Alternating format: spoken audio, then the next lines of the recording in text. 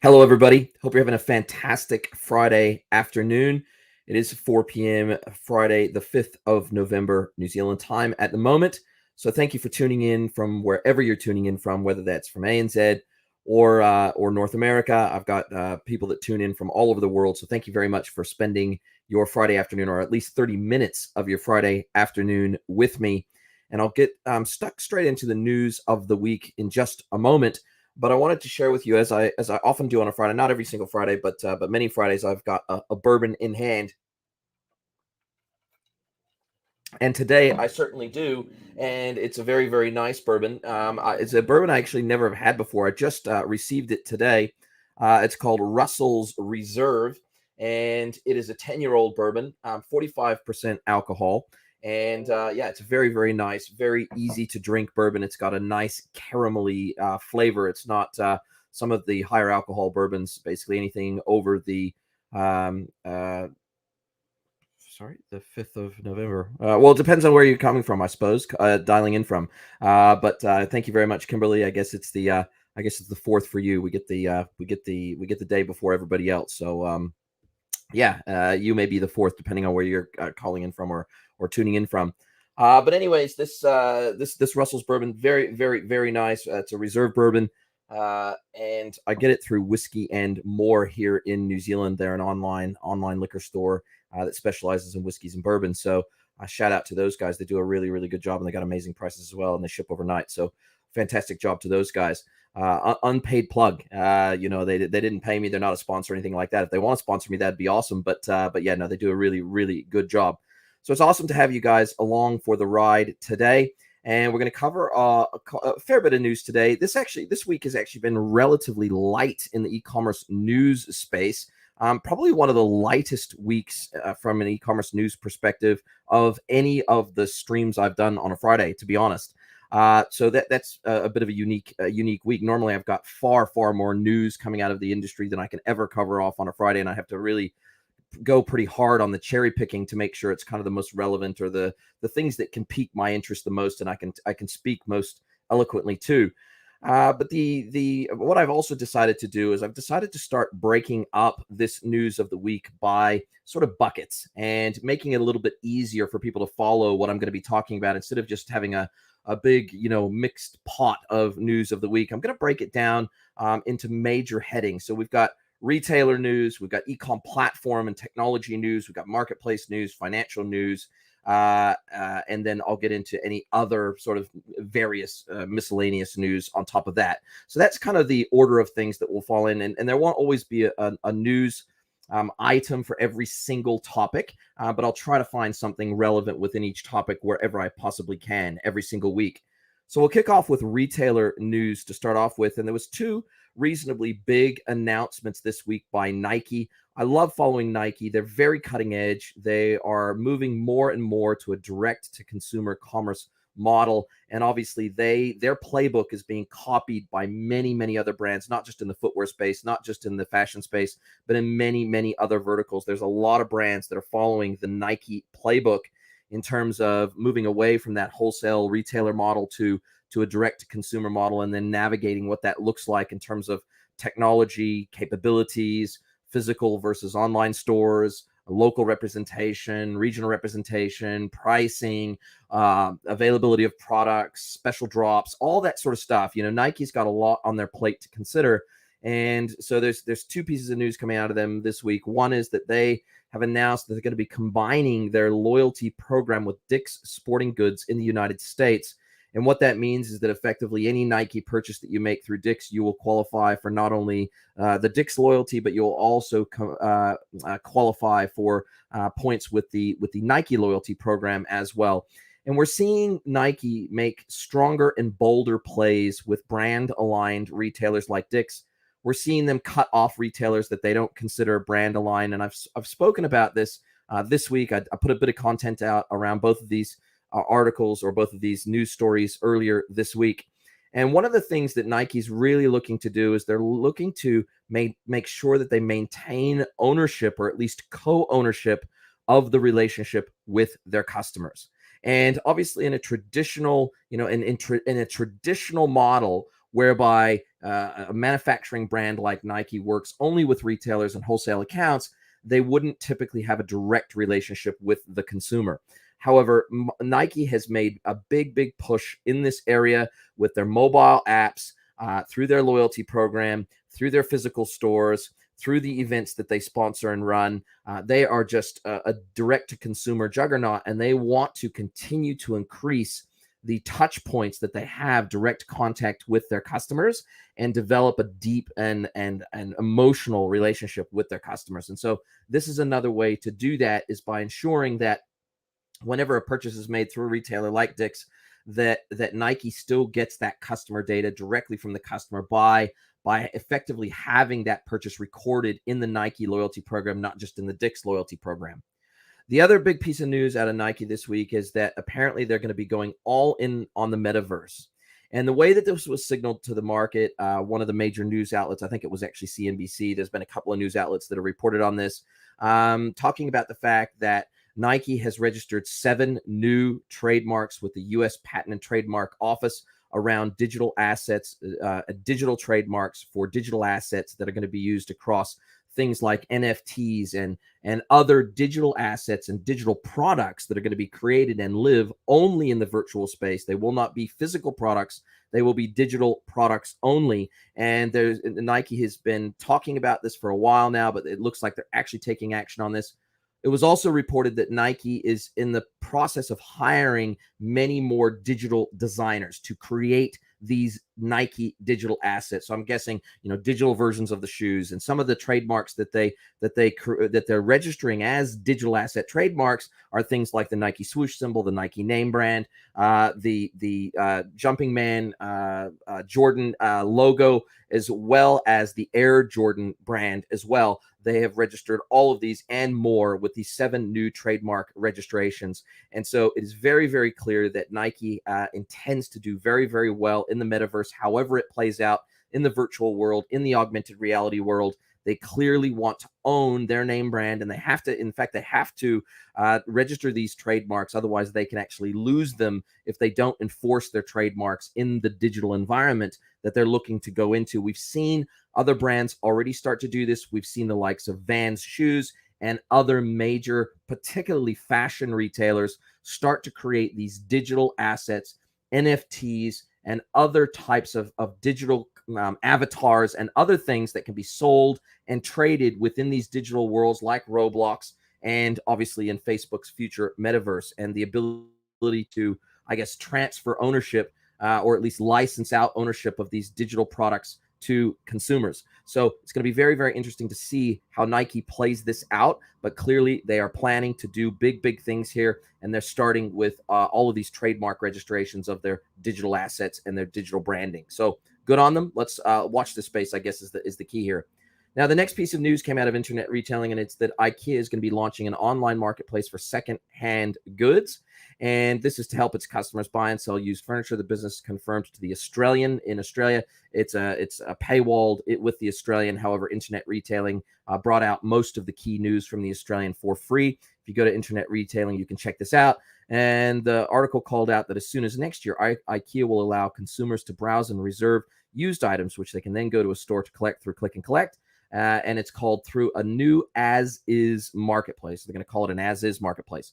According to IKEA's Australia sustainability manager, Melissa Hamilton, the business wants its products to be reused, repaired, reassembled, and recycled, and they want to create a more cost-effective way for people to do their part to help the planet.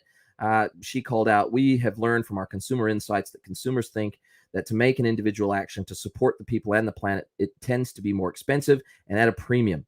The launch comes after the business began allowing customers to return used goods to the retailer for store credit, a program which was piloted in the UK in 2019 before being expanded across Sweden, Australia, and the United States. Apparently, during the 10-day trial period in Australia last year, the business received around 10,000 returned products, and around 85% of them were resold within the same period. Wow, that is phenomenal.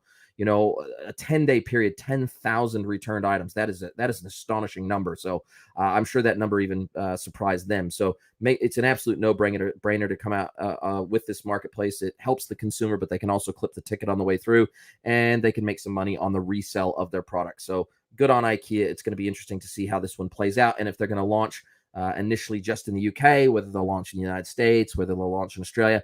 It remains to be seen. They haven't been clear on that point, but let's see how they roll this out around the world. It's a pretty good play by them. Obviously, IKEA does not exist in New Zealand yet, so it will be interesting to see whether IKEA comes to New Zealand and whether they bring their marketplace, their used furniture marketplace, to New Zealand at the same time. Now, another piece of news that I've been watching for a while now, but it really is started to bubble up in a number of different sources and in a number of different places, started coming out into the news around a month ago, but the noise around this has continued to increase over the last 30 days or so, and we're seeing more and more news outlets start to confirm this news. And this news is that TikTok is going to develop its own e-commerce platform. Originally, the first articles and news pieces that sort of came out around this were from eMarketer and Business Insider, and we've seen some other news outlets start to come out with these, unconfirmed rumors. TikTok isn't speaking to it. They are declining comment. They're also declining to be interviewed by the major news outlets around this. However, what came out around this was the fact that they're hiring for, what Business Insider found was that ByteDance, the parent company of TikTok, is currently hiring for dozens of jobs related to e-commerce around the world. So this is an international recruitment drive. And really what they're saying is that this move started after Amazon pulled thousands of third-party sellers in China earlier this year. And so apparently they are going to go ahead and build their own e-commerce platform. Now, what is not clear yet is whether this e-commerce platform will be solely living within TikTok as a tab, similar to how TikTok shopping is happening right now with the integration with Shopify and BigCommerce and other e-commerce platforms, and whether it will power the experience from directly within TikTok, whether it will be a standalone external e-commerce platform integrated with TikTok and pushing catalogs into TikTok the way Shopify and BigCommerce do today, or whether this is going to be an international marketplace effort to rival the likes of Alibaba, JD, and the like in China. So it's really, it's open for debate. It's open for discussion about exactly how they're going to do this. But clearly they want to not only have the marketing side of the equation covered with TikTok, but they want to have the commerce side of the equation covered as well. And obviously they don't want to be dependent on third-party e-commerce platforms to drive this. So watch this space. It's really exciting news. It's starting to bubble up in more than one place. So it leads me to believe, because we're starting to hear about it more, that it's likely to actually go ahead. We don't have any time frames on the back of that, but watch this space because it is pretty exciting news and is probably going to put the fear of God up the backside of some other competitors in the marketplace, the likes of the Facebooks of the world, considering that Facebook doesn't do e-commerce, does not have its own e-commerce platform, although it does have its own marketplace. So watch this space. There's no massive marketplace news. There's a couple of financial news related to marketplaces that there's one that I'll get to shortly. However, there's no major marketplace news apart from Amazon missing its quarterly numbers over the last week and forecasting a weak fourth quarter as well. So watch this space around marketplaces. I don't have any other massive news around that. However, I do have a fair bit of financial news to cover off. So this covers things like mergers and acquisitions, earnings reports, and the like. Now, Allbirds shares traded 90% up in the first day of public trade. This has been reported by CNBC and many other financial news outlets. And so they surged in their first market debut.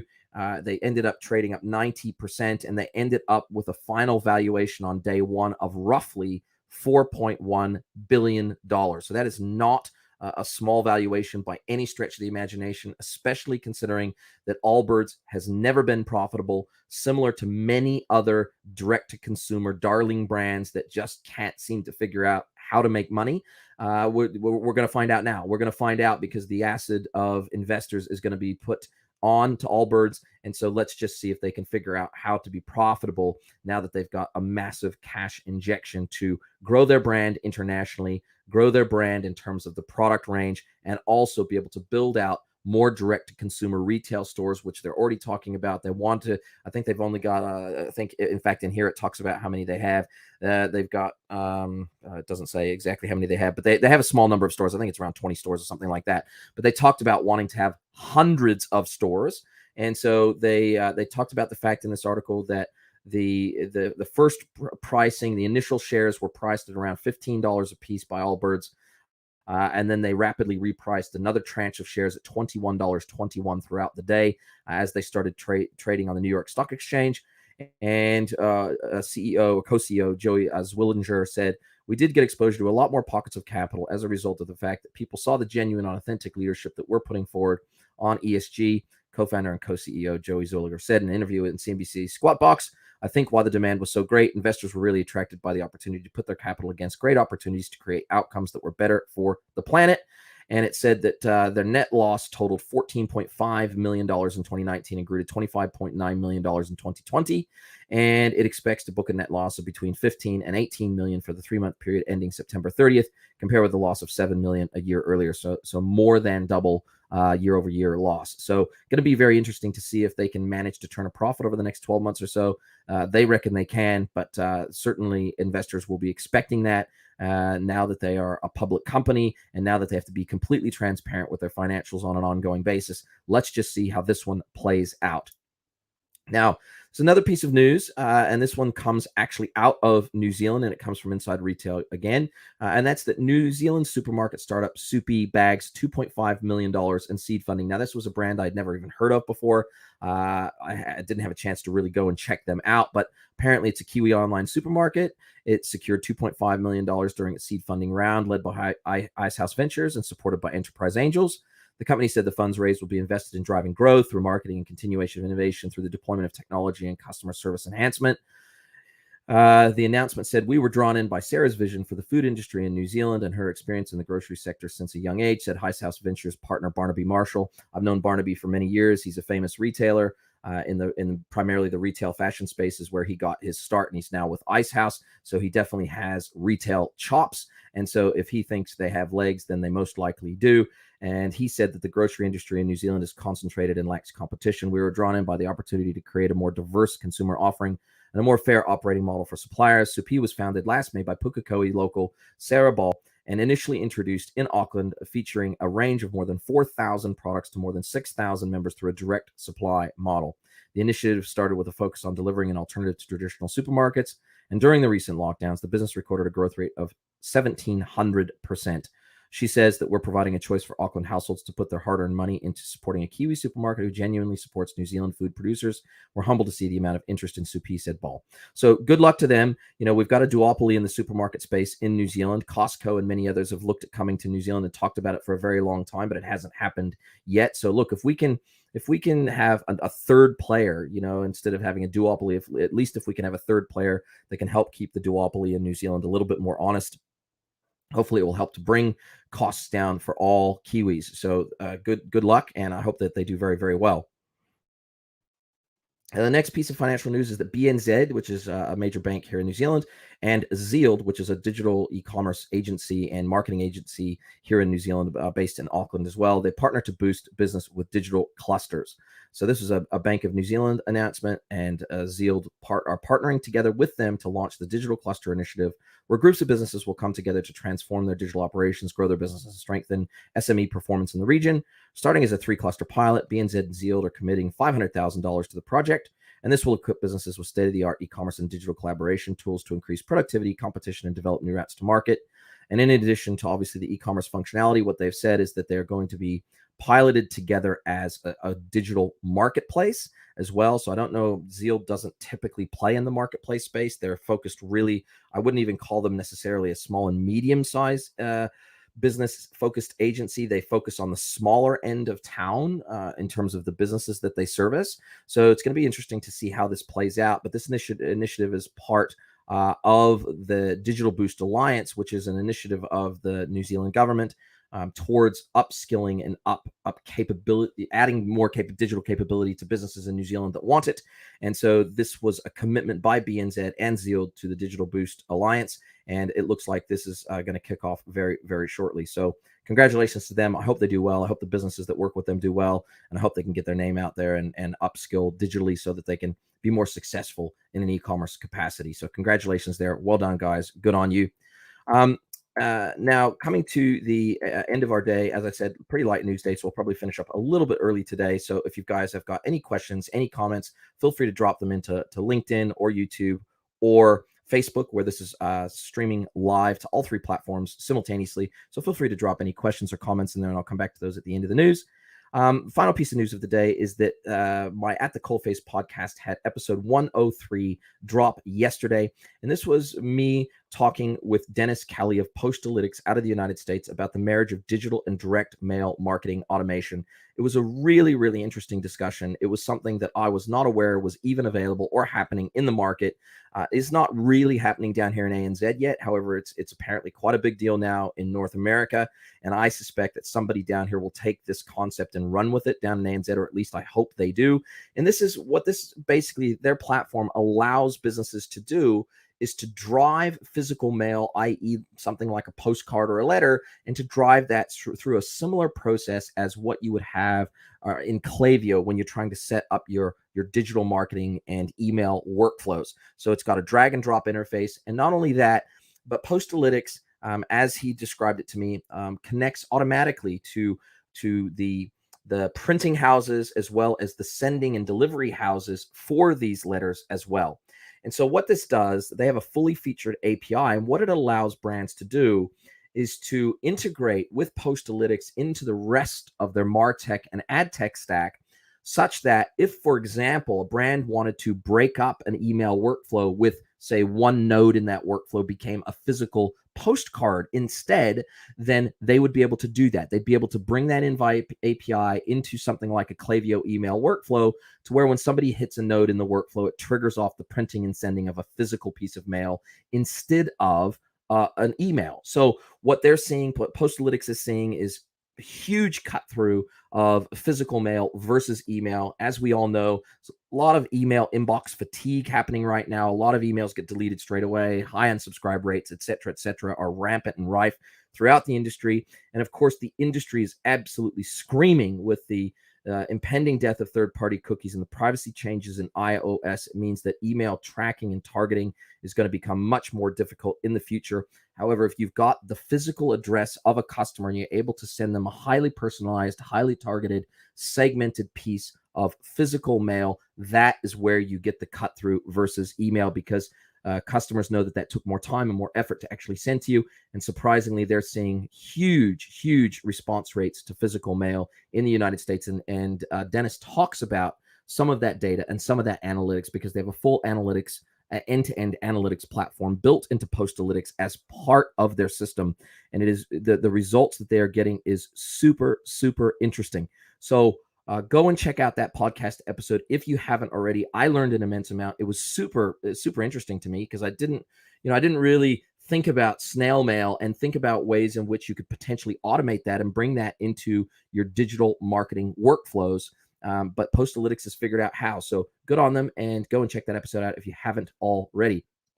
Thanks, guys, for dropping in today. I appreciate Stuart, Neil, Kimberly. Thank you very much for dropping in today. It's awesome to have you guys here on a Friday. Hope you all have a fantastic weekend if it's your Friday today. If not, then have a great weekend in a couple of days. And we'll see you here again next week at 4 p.m. New Zealand time. Look forward to catching up with you guys then. Have a fabulous weekend. Talk to you soon. Bye-bye.